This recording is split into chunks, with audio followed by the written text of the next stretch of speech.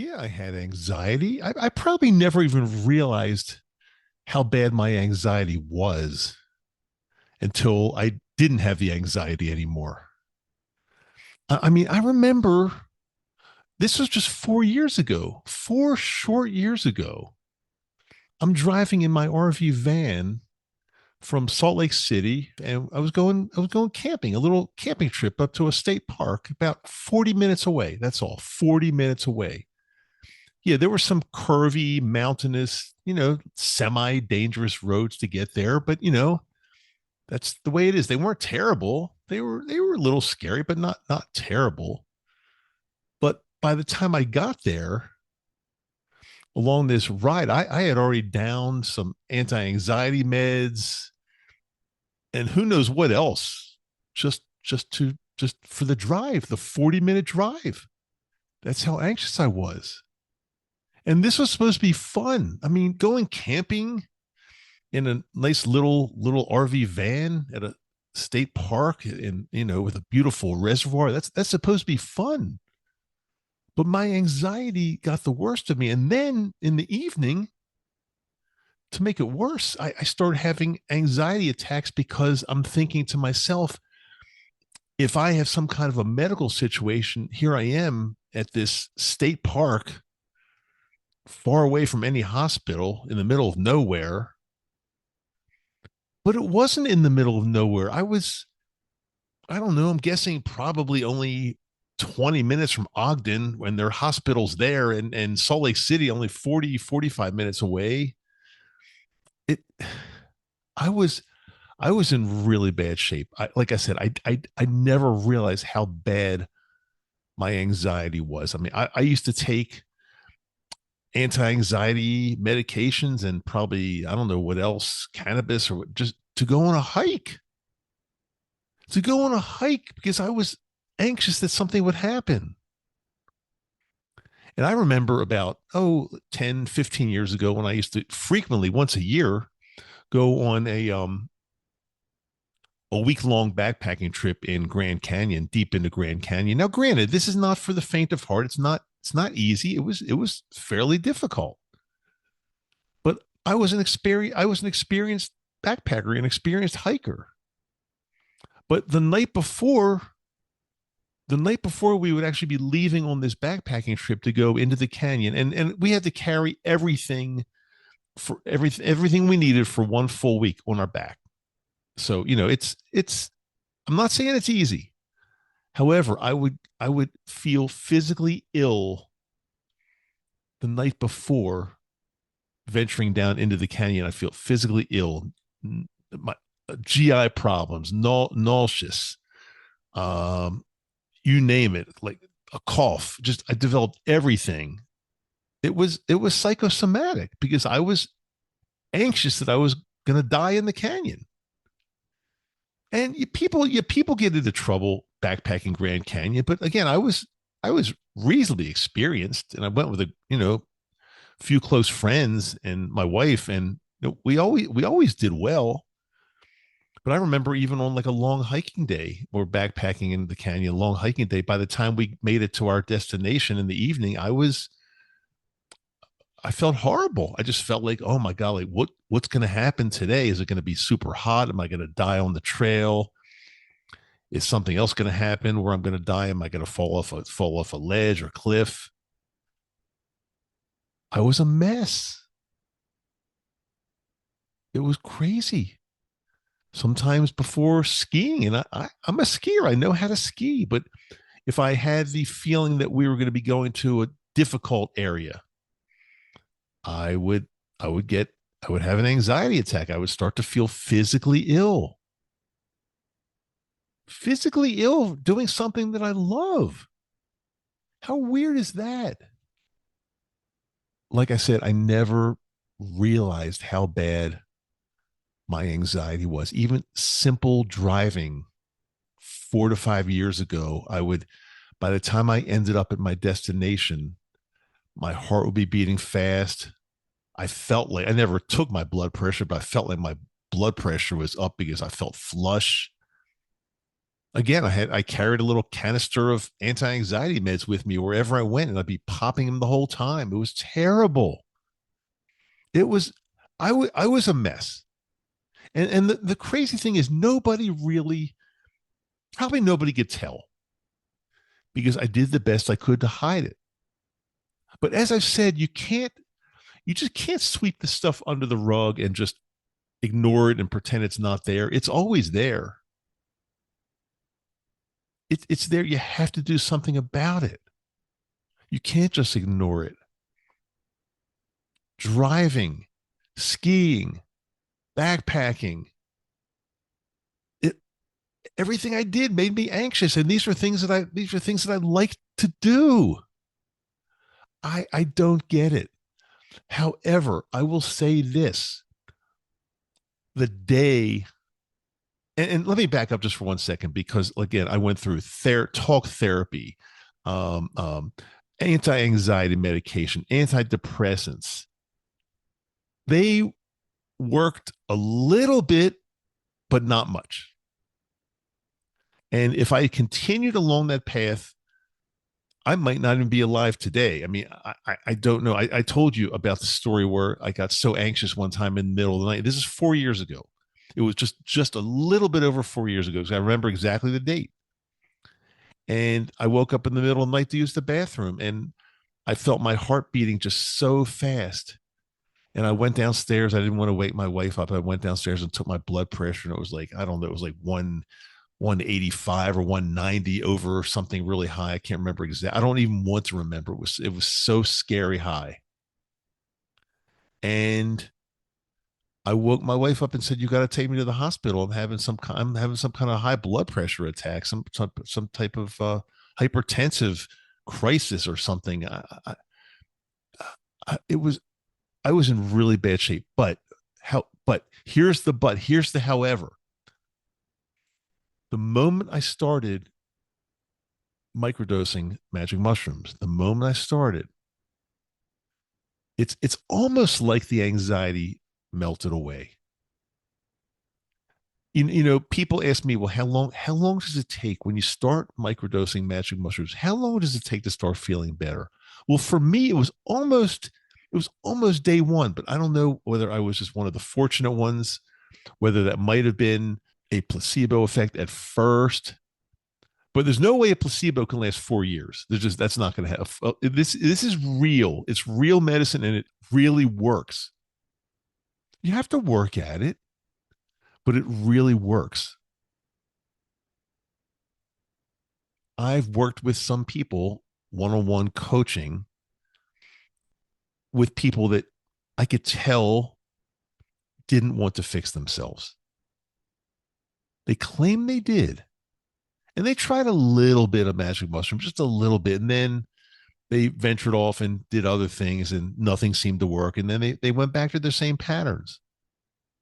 And looking back, I really believe that, and it's not many, but some of these people just, I think, weren't really ready or weren't really serious to fix themselves. And you have to be ready. You have to be serious. I was 4 years ago, or just under 4 years ago, when I microdosed for the very first time. I said to myself, enough is enough. I cannot continue living this life the way I was living, with constant anxiety, constant depression, and much more. Enough was enough, and I was all in to do whatever it would take to feel better every single day, or even almost every day. I was all in, and I would do whatever it would take. And you have to ask yourself this question, because again, I speak to so many of you, and I've worked with a bunch of you one on one, along with my colleague and friend Dr. Denise. So we work with people one on one, and one of the questions we ask on the intake form is, on a scale from 1 to 10, how serious are you? How will you do whatever it takes to fix yourself? And if somebody says 5 or 6, that we're not going to work with them. I'm not, because I'm experienced enough to know you have to be ready. You have to be ready to say, I will do whatever it takes. to feel better every day. I think in a way my anxiety, although I don't feel anxious at all anymore, like that feeling of anxiety is all but gone. I just don't feel it anymore, which is great. However, I think it may have taken another form, and I've talked to you about this a little bit. It may have taken the form of um, obsessively checking stats, checking things that I know are not going to change every 2 minutes, but I just check to see if they've changed and gotten better or gotten worse. And if they got worse, of course, I probably obsess over it a little bit. So, you know, again, that's what I'm working on now because although my typical anxiety, when you think of anxiety, you think, the typical just an anxious feeling, when you do certain things, or even when you don't do certain things, I would wake up in the morning. Sometimes, almost every morning, actually, come to think of it, I wake up every morning feeling really anxious. Now, why would I why would I wake up in the morning and feel anxious? Like it's not, I mean, I thought I slept okay, maybe I didn't, but I had this feeling of anxiety every morning. And I'm thinking to myself, like, what's going on? My life is good. I mean, I really do love my life. Everything seemed to be going well, but this feeling of anxiety was crippling. So, I decided I had to take the bull by the horn because I had to do whatever it took to feel better. Or I probably, again, like I said, I'm not saying this lightly. I'm not saying this lightly at all. My physical and mental health were spiraling out of control. So if I had not done this, and by this I mean not only microdosing, but figuring out exactly what I needed to do to feel better every day. And I'd say that work, even though it's a work in progress. And I told you on previous episodes recently, I've told you that not only am I the teacher, and I'm the one that is sharing my experience with you. I'm the teacher. I'm sharing what you can do to feel better, but at the same time, I still feel like I'm the student because there's more that I have to learn about myself. Why did I feel so horrible when I got kicked out of my house? The mushrooms should have fixed all that, right? Well, it's not, life is not perfect. And they didn't, although maybe they did, maybe it would have been a lot worse had I not been microdosing. Maybe things would have been a lot worse. Maybe I would have had like anxiety attacks like you wouldn't believe when I learned that we weren't going to, our lease was not going to be renewed in this house. Maybe I would have had, maybe it would have been much worse. So maybe they have helped a lot. And the transition to where, I'm going to be moving to the new house feels like it's pretty smooth so far. So that's not bad. They say moving is one of the most stressful events in our lives. And just think about people that do it multiple times, and maybe they get used to it. I don't know, but it's kind of stressful packing up everything you own and figuring out what to take and packing it and then moving to another location where you're going to be living. It absolutely can be stressful. And forget about the financial ramifications from moving. I mean, there's so many, no pun intended, but so many moving parts to this that, yeah, it's stressful. And holidays are stressful. I kind of stopped going to holiday functions because I can't, except for a select few. I generally couldn't stand them. I hated holidays. So again, I've said in the past, and I've said, well, the things that you don't want to do, you don't really have to do.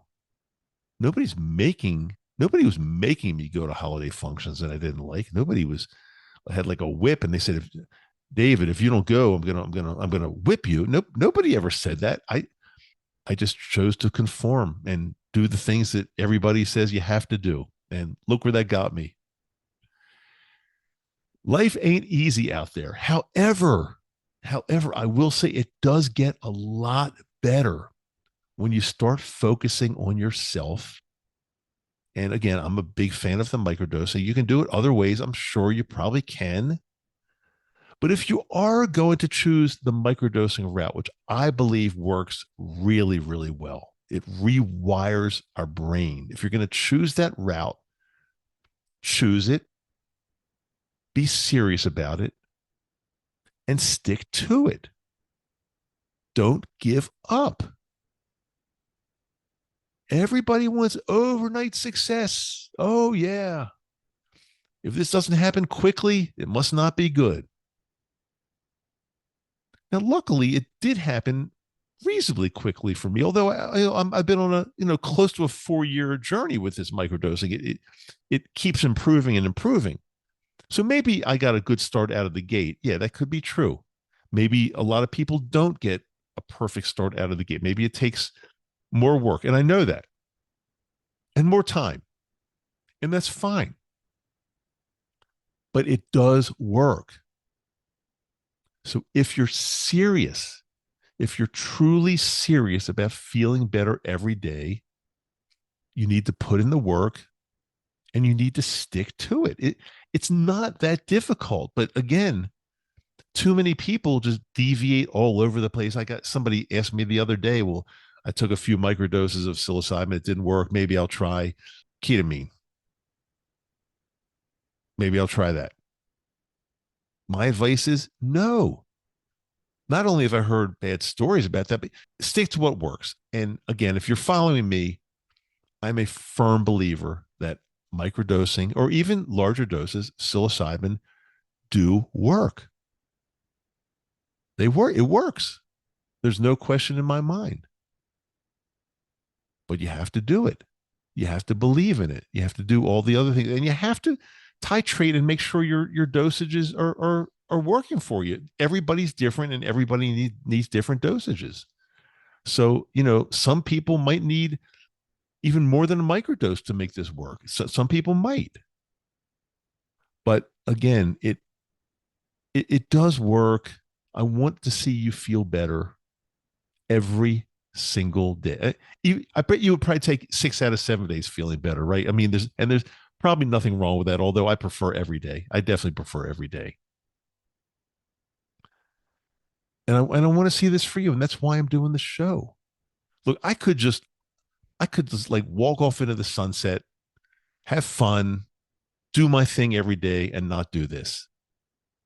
But I would feel guilty is not the right word.